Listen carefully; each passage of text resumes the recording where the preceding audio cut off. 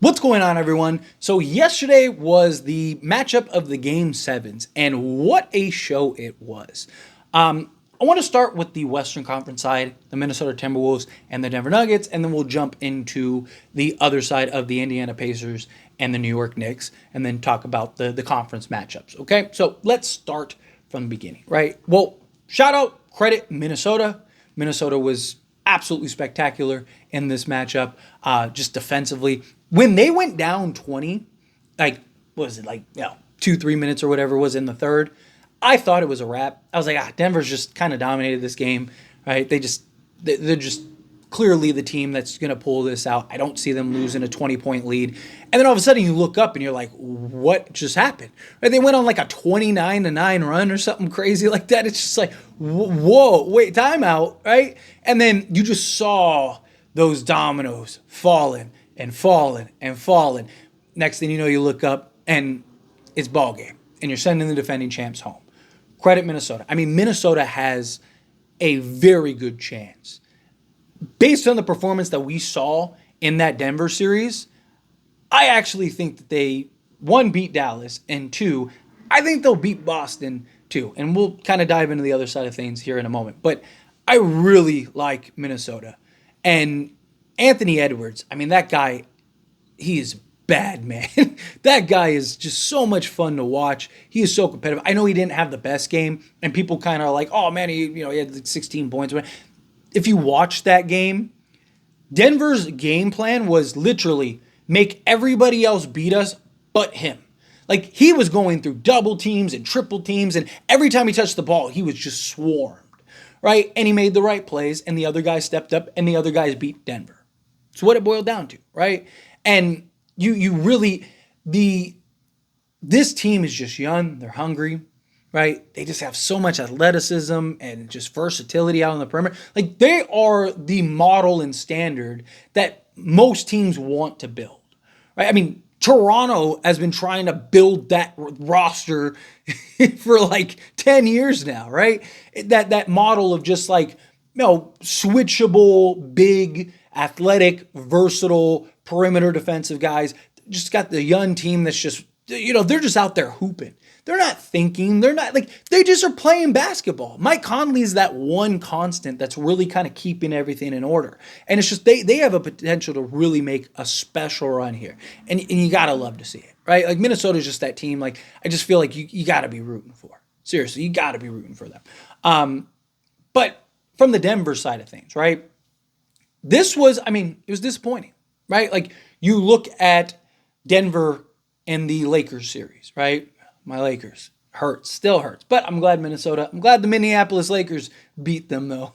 But on a serious note, like, Denver, right? Like, Michael Porter Jr., Aaron Gordon, KCP, all these guys really stepped up big and played huge against the Lakers, right? And you've seen that the last 2 seasons, right? Like, Denver, just Jamal Murray's completely, and all the numbers, all the data, everything backs it up. When he plays the Lakers, he is like prime MJ, right? Michael Porter Jr. is like prime Klay Thompson, right? It's just, they're a completely different team against the Lakers. They really get up against the Lakers. And then Denver, you see them against all these other teams, and just the numbers don't back it up. Like, the other guys are just not the same. And you saw that a lot in this Minnesota series.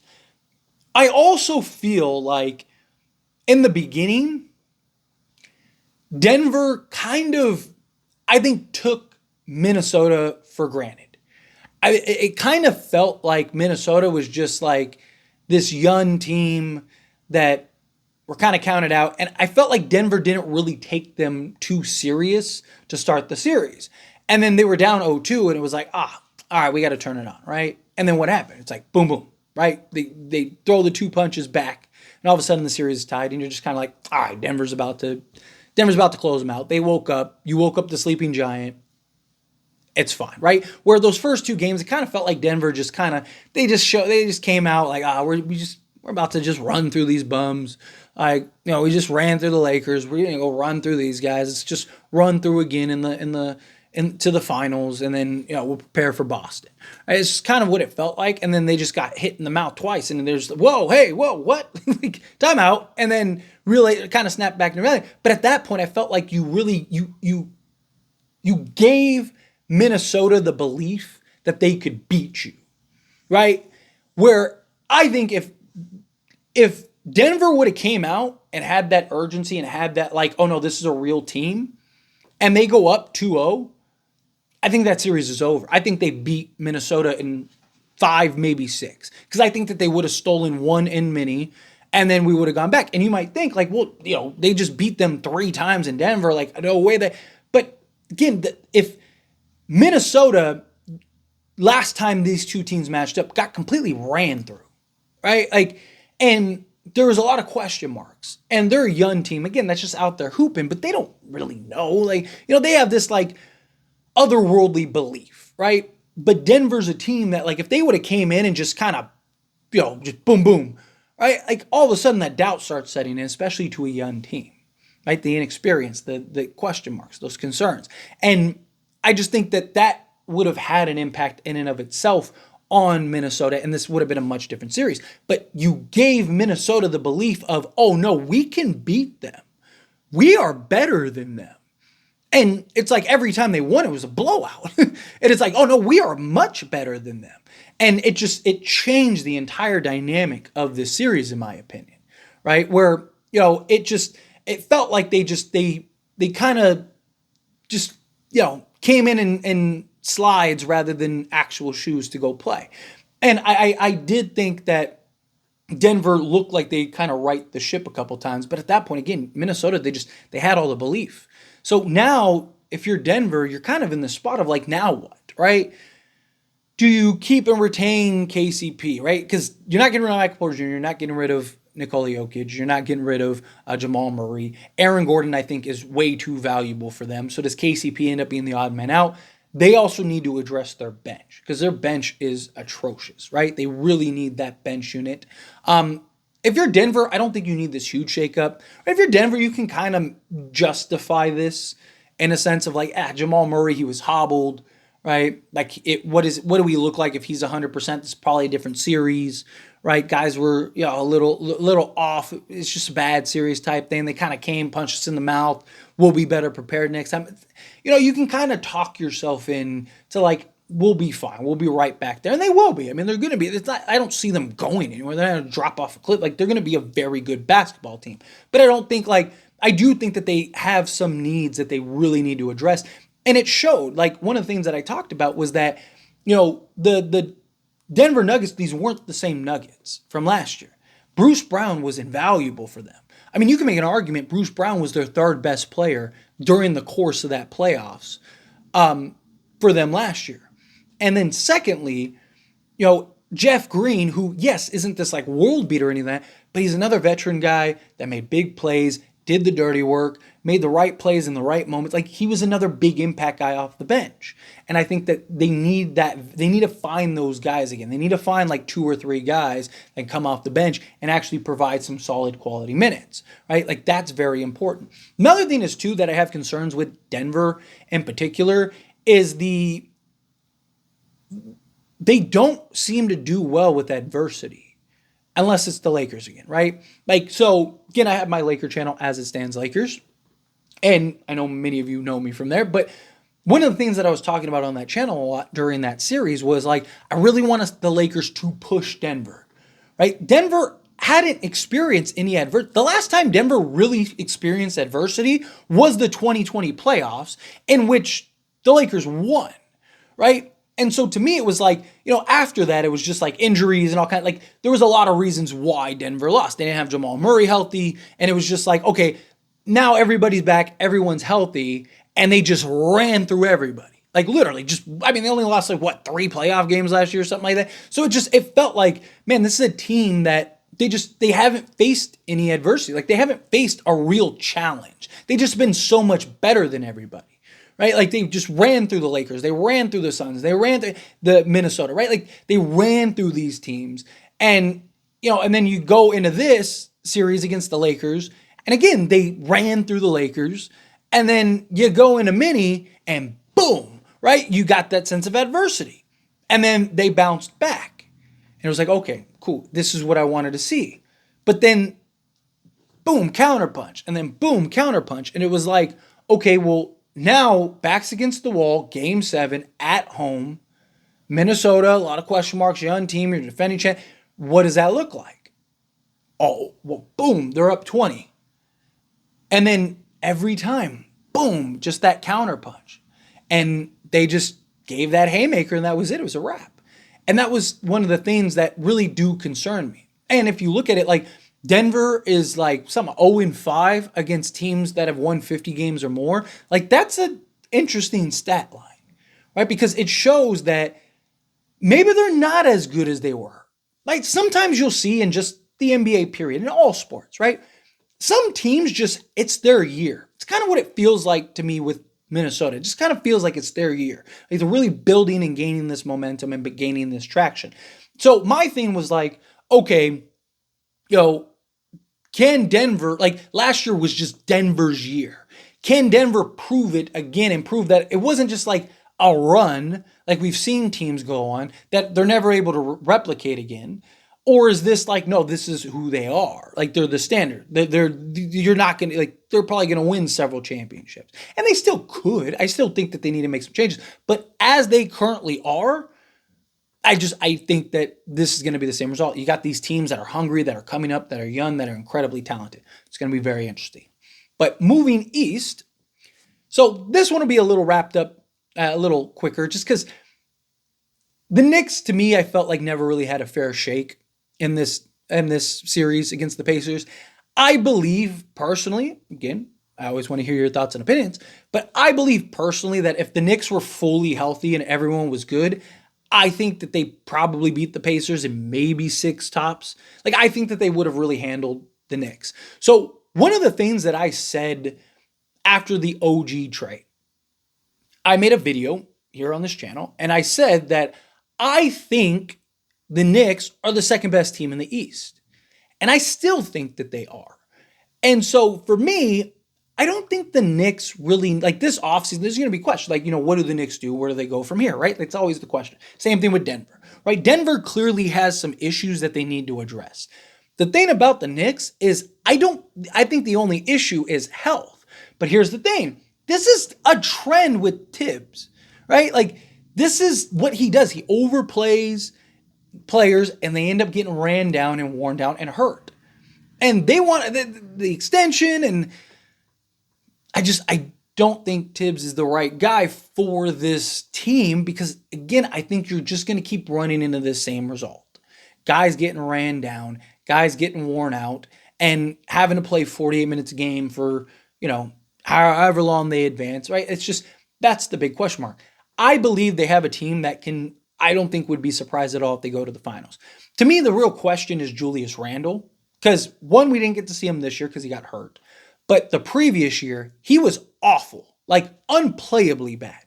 Right? And so if he's that, then no, I don't think the Knicks can beat a team like the Boston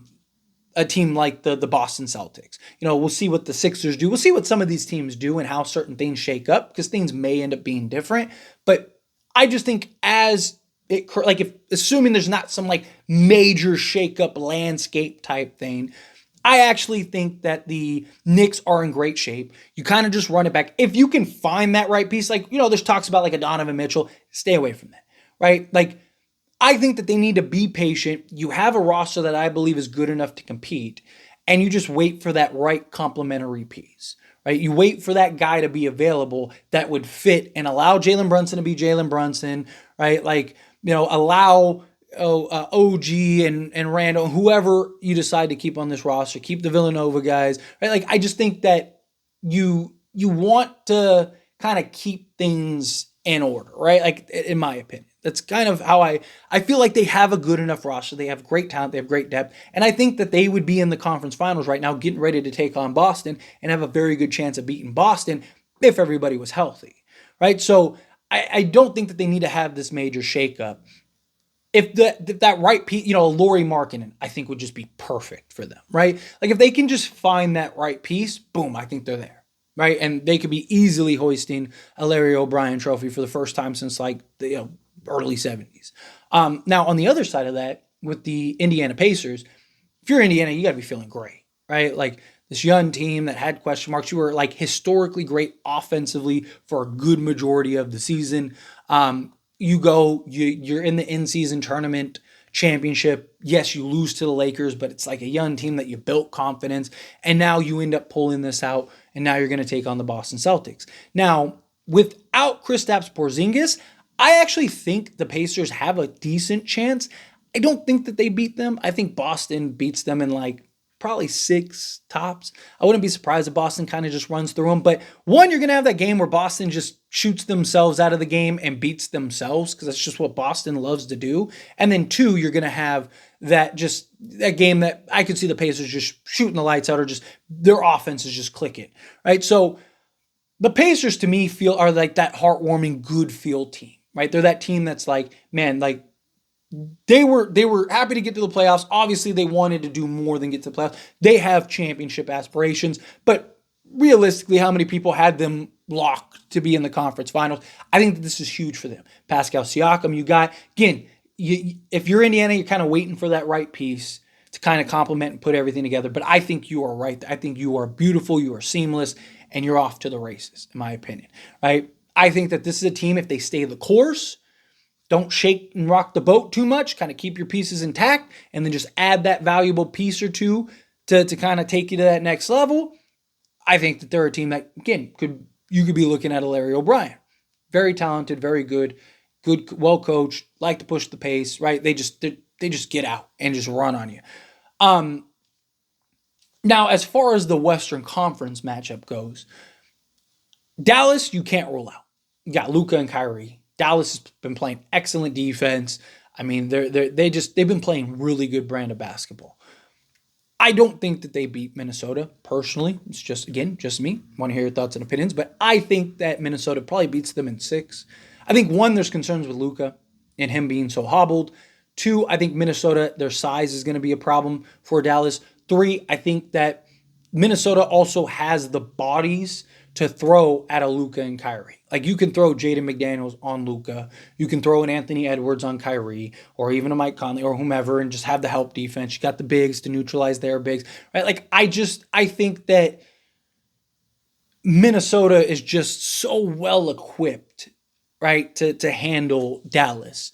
But you do kind of lean towards like they have Luka and Kyrie, right? Guys that have been there, done that, not afraid of the moment, will hit big shots, they'll win you a game. Right? Like I think it's going to be a fun, exciting matchup. Like I think that I wouldn't be shocked if the Pacers and the Celtics are a really fun series. I also have my fears though that Boston just kind of just runs. I mean, didn't Boston beat them by like 51 or something like that earlier in the season? I know that they've played 5 times and the Pacers have won 2 out of the 5. But like all the ones that they've lost, except for I think 1 game, were all just like terrible blowouts. So I kind of have my concerns that Boston just kind of runs through the Pacers. And then if that happens, I think it's a quick series. However, I do think the lack of Porzingis hurts. And I also think Boston they love to just get away from what works. Like Boston should be beating everybody by like 30, right? And should just be sweeping the entire way. Right, other than Minnesota. I think Minnesota matches up perfectly to Boston. But I digress, right? Like I think Boston, they just love to get away from what works, right? So I think Boston, though, ultimately makes the finals. I think Minnesota ultimately beats the Mavericks. And then I think that you have a Minnesota-Boston matchup in which I think Minnesota can beat them, right? I don't know if I would bet heavily on it, but I definitely think that they could beat them. But it's going to be interesting. This offseason is going to be very interesting for several teams. But anyway, as always, this is a discussion. Pass a question to you. Let me know your thoughts and opinions down in the comments below. What do you think? What were your thoughts on these Western Conference matchups? What were your thoughts on the Denver Nuggets? What do you think the Denver Nuggets should do? Do you think that they should do anything, or do you think that they're fine? It's just, they just kind of took them lightly. They'll bounce back and they'll be good. Again, they're still going to be a contender next year, without a doubt. But I do think that they need some small changes. Same thing with the Knicks. Do you think that there's anything in particular that they need to change or upgrade? Or do you think it's just like injuries? If it wasn't for the injuries, they'd be in the conference finals right now.